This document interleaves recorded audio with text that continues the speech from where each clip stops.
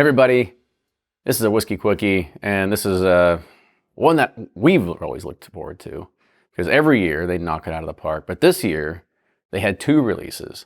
And I put it out there and I said, what would you like us to do? The King of Kentucky 15 year or the, well, that's already limited and hard to get, but the even more extremely rare, extremely more limited, and even harder to get King of Kentucky 18 year.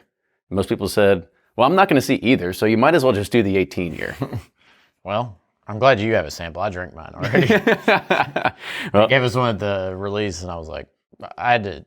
So yeah, never mind. You just couldn't wait. You just had to dig into it. So let's give you just some specs on the background of this one. So King of Kentucky, of course, comes from Brown-Forman, the makers of Woodford Reserve and Old Forester and stuff like that.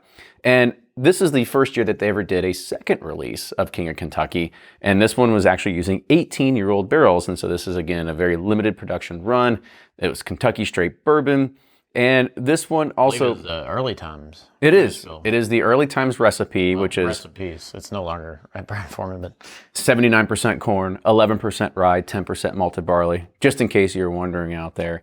There were only 12 barrels that went into this bottling, and they got a grand total of 250 bottles. Whoa. So that is an average yield of 10% that actually went into this. So our sample today is 130.3 proof and has a SRP of $350. Which is fair for given we only got 250 bottles out of it, you know. Mm-hmm. And this is also a Kentucky-only release. So if you're looking at this and you're watching this, odds are it is completely gone already, but we're here to make sure that you get all the FOMO necessary. But the color on this is just out of this world. It is super dark and rich. Yeah, I remember this is bringing me back to the media event, and like I just nosed it for like I didn't pay attention. I just nosed. We didn't know we're gonna get a sample to go home with. So it's just like we're gonna soak up every second we could here. They were like trying to pair food with. I was like, I don't need the food. Just let me give it the whiskey. Keep your honeycomb and your raisins. The food was good though. Yes. All right. So on to the nose here. Oh man, it's like a bouquet of just it's just leather rich. And tobacco, like flowers. There's just so much. I mean, it's dense, and that's the best way to put it is when you get this. It's hard to pull anything out just because it's so dense in regards of just the mahogany, the richness, all the kind of stone fruit, everything that goes into it. It's just like it feels like it's just compact, 18 years worth of stuff in just a small little whiff. Well, allegedly, I remember this because the heat cycle. They're like, this is the equivalent of a 27-year-old. It's true. Bourbon. They try to say it's 1.5 years for every year that they age in there. So yeah, it's a fantastic nose. All right, on to the taste here.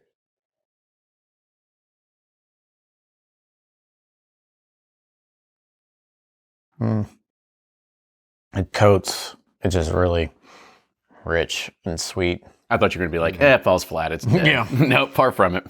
Yeah, it's hitting everything you want as a whiskey geek. I mean, this is like true aficionado style bourbon right here.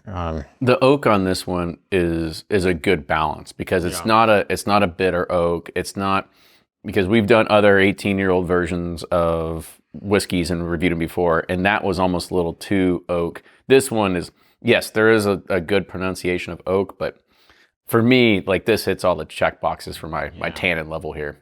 Yeah, it's perfectly balanced, really. I mean, the tannins are there, but they're not bitter by any means. No, it's one of those things. It's a unique pour, something really special that you're going to get out of it.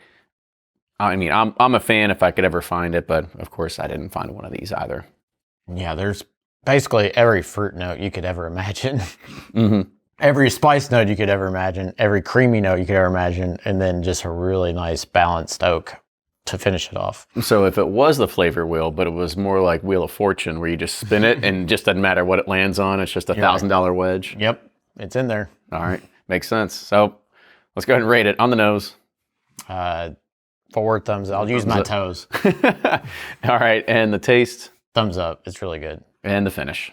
Thumbs up, really good. But the nose might be my favorite part. I can nose this all day long. Yes. I mean, I thought it was fantastic. A lot of people out there said the 15 was the best of this year. We haven't even tried it yet, but we said, let's go ahead and give people what they want with the 18 year, and that's what you got. So, well, let's go with the 15 next. Maybe. It'll be off air, so maybe you'll catch us on a live or something with it. But that'll be it. Cheers, everybody. We'll see you next time.